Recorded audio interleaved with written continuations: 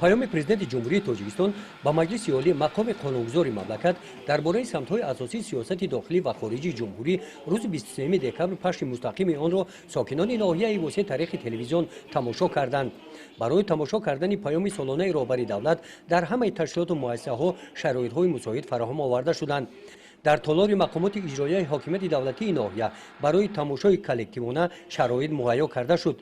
اینجا رئیس ناحیه واسه، جانشینان رئیس، مدیران بخش و شعبه‌های دستگاه رئیس ناحیه، کارمندان ریاست آمار ناحیه، سابقه‌داران مهنت پیام پرزیدنت جمهوری تاجیکستان را با توجه کلان تماشا کردند.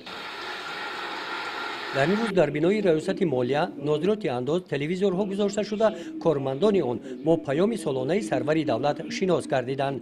برای تماشای کلکتیوانه پیام رهبر دولت در مؤسسه‌های تندرستی شرایط‌ها مهیا کرده شدند.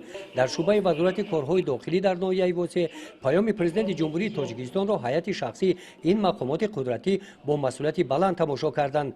برای تماشای پیام راهنمای رهبر دولت در قسم حربین 13483 وزارت مدافع جمهوری تاجیکستان در ناحیه واسه شرایط‌های مساعد فراهم آورده شدند.